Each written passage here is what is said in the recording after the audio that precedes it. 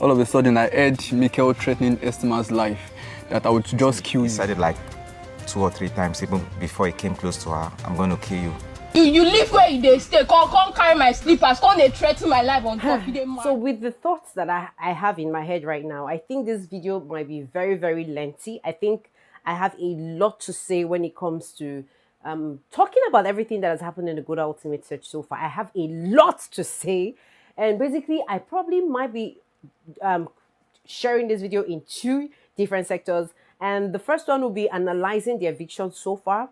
And the second will be the red flags in the show. Guys, if you are a Gulder Ultimate Search fans, welcome on board. And we're talking about the Gulder Ultimate Search so far. The season 12, the year of the craftsmanship. I feel there is a lot of missing links in the show that we need to honestly talk about. Guys, if you're ready to hear my side of the story,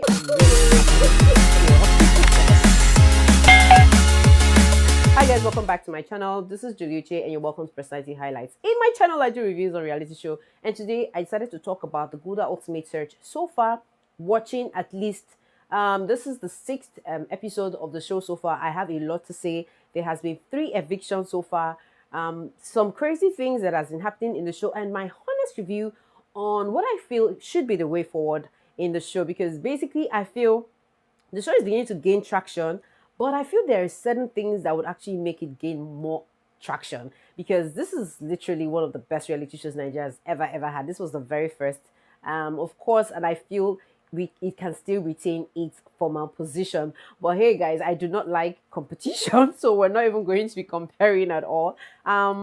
If you're very new to my channel, please take this minute to subscribe to the channel to be a part of the conversation, and turn on notification bell so that you always get alerts of my video every time I share new content. If you're ready for the gist, I'm ready to serve it. Guys, there's a lot has been happening. Now, after the last eviction, which we experienced, a lot of things that has been happening on the social media spaces, conversations that have been going on how unfair it was. Mikel Estima's eviction has been. Mikel has actually, in fact, I don't know if it's his handler who is handling his page currently, but there has been a conversation and he's trying to defend himself. He's saying that there's another side of the story that we're not hearing, that it looks like they're trying to play against him, that there's a gang up against him to make his image look bad, and that there is no proof that he said what he said, that if there's proof, that the Gulder Ultimate Search team should provide the proof. And this got me worried. This got me thinking about a lot of things. And basically, that is why I'm going to be sharing some of the red flags I've noticed in the show so far. Now, guys, if you are very new to Gulder Ultimate Search, if you've never seen anything, you don't understand the show, you can check out my older videos. I have shared so many contents about the Gulder Ultimate Search so far. Basically, I have been a crazy fan of the show over the years, and I have a lot to say about the show. The Gulder Ultimate Search is actually a reality show. It is not a TV show. There has been conversation that a reality show is a reality show that shows in real time. And guys, I would dispute that. That is not even true. There are different types of reality shows. There is a dating reality show. There's a gaming reality show. There's a family bonding reality show. There is a culture pop reality show. Guys, there is also the documentary reality show. And for some reason, there's a reason why documentary reality shows are not shown in real time. They are not live, because there's a story behind it.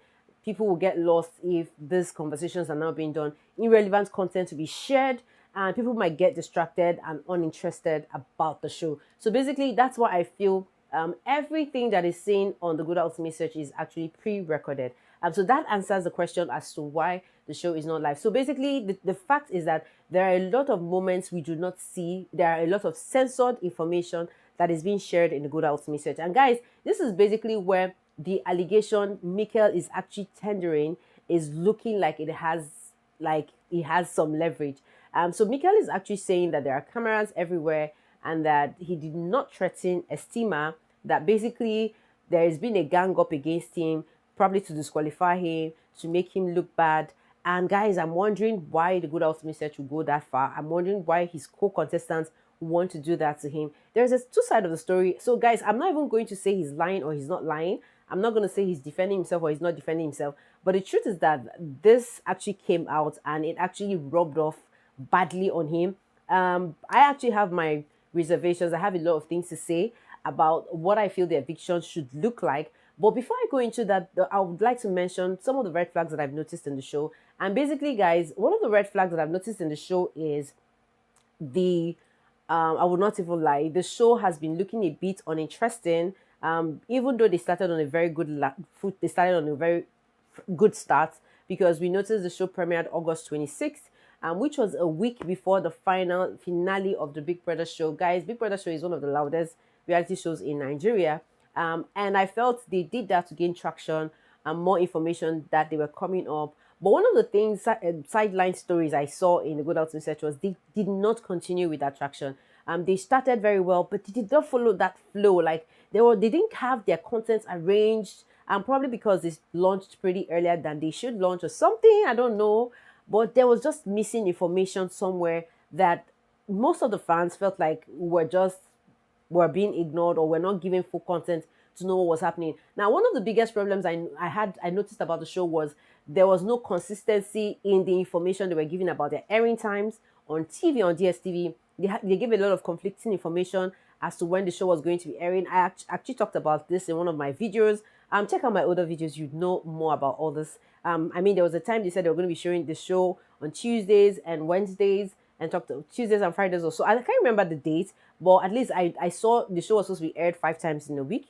And unfortunately, it was cut down to 3 times in a week. And the timing at some point was not really, there was a change in time. Thursday was supposed to be 8 p.m. Then it was switched to 9:30, 10 p.m.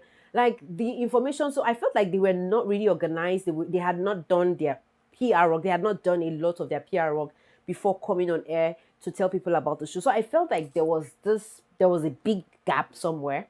So apart from that, I also noticed that when the show commenced, people were not excited that Tokyo was actually the host. They had their reasons. Most of the people who felt like Tokyo was not okay to be the host, I felt like they understood the concept of the jungle, that it had to do with intensity, it had to do with some level of authority, it had to do with some level of experience of understanding what the jungle looks like and feels like. It had to do with some emotional connection. So basically, I feel that was why some people actually were looking like we're not happy that Toki is actually anchoring the show. I didn't have any sentiments towards that. I was very, very indifferent. I'm basically that kind of person who has an indifferent lifestyle. And where the thing really got worrisome was actually the evictions. I felt there was a disconnection in the eviction process. I felt Toke was actually not connecting with more of this contestants, and it didn't really rub off very well.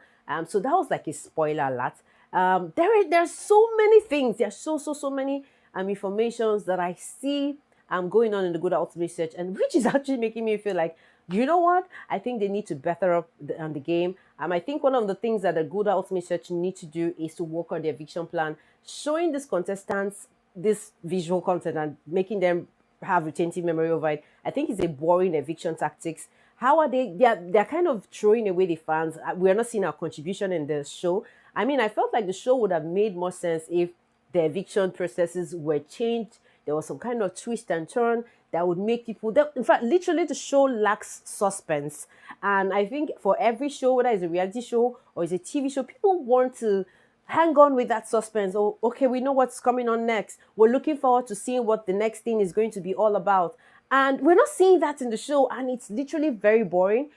People are losing their cool over the show. So guys, there is so many things I feel the show needs to do. I mean, they're picking reality stars is a good thing, but I feel like the energy is not there. I mean, it's a social... Back then, we didn't have social media when the Good Ultimate Search started. Now we have social media. Now there are social superstars who are really hosting the show. Why are we excluded from the show? That is my biggest questions to the Good Ultimate Search team. I think if they can fix this missing link, basically I know things can change. Maybe this is just a starting point. This is a fresh start. I feel there should be a twist already because people are already getting bored. The show is actually getting very boring. There is no suspense. We're not looking forward to the next acts.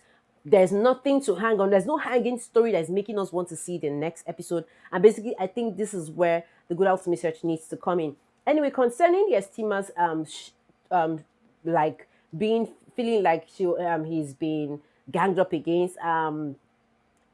I know people have personality disorders, okay? And basically, I think I noticed Mikel has a personality disorders. People who have personality disorders, others sometimes would want to defend themselves, want to do a lot of things.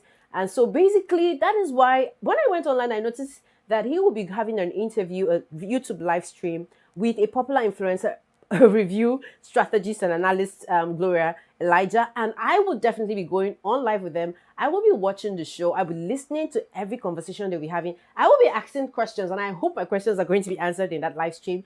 And after that, I will come back to give you my thoughts on the whole process and everything. I actually reached out to Gerald, even though he has not responded back, even though I don't know if he's going to want to oblige to me talking to him. I feel like we should have a conversation with people that are not, people have a conversation with people around what happened. So I feel Gerald is in a very good position to tell us more. But looking at the other side, I wouldn't want to really rely on just Gerald's information, because I'm also, like, from Mikel's conversation, he's saying that there is a gang up against him. So there is a gang that supports him and there's a gang that does not support him. Now, Gerald is close to Estima. So it's possible that when whatever Gerald say will look like, okay, he's supporting Estima. So according to Mikel, it looks like there are people against him and there are people for him. So Gerald is probably one person that is for Estima. Now, what I'm going to also be doing is to keep my fingers crossed and look out for who is going to show signs of being for him. I think Ogene might be that person that is for him, that has been his friend. So I'm going to be looking out to also knowing what Ogene's side of the story is on Mikel's this whole drama. We're not going to hear the end of it, no matter the interviews that's going to be done right now. You guys know that this death threats, it sounds ridiculous. And basically, I feel that is one of the reasons why Mikel has to protect himself, because anything could turn up against him. But one of the things I'm worried about is if he actually did it. Defending himself in this manner will probably make matters go worse. That is just my candid opinion. Now, you all know that the show, they were divided into 3 clans. So I'm just going to keep my fingers crossed. I'm going to watch the Ari, the Iroko, and the Amor clan. And looking at this, I'm going to look out to see who and who will probably look like Mikel's person. But Ogene is the only person I feel is Mikel's person. So I'm going to be looking up to having this conversation much more in the future, even if we do not conclude on it today. But anyways, I'm going to be running off to this YouTube live that I saw on Mikel's Instagram. Gloria Elijah is a very renowned YouTuber who does a lot of reality like analysis on reality shows too in Nigeria. In fact, I've been inspired by her conversations, which is also one of the reasons why I started this channel. I have been a big fan of Glory. I would not even lie. I hate competitions. So basically, that's why I'm going to be going on to watch and listen to the conversation. And guys, I will definitely come back here to give you the full gist. Okay? For now, there are no buys. I'm coming back soon to give you a full gist of what is happening. Stay locked to this channel, subscribe, and guys, we have so much more to talk about. For now, bye-bye. Have a splendid day.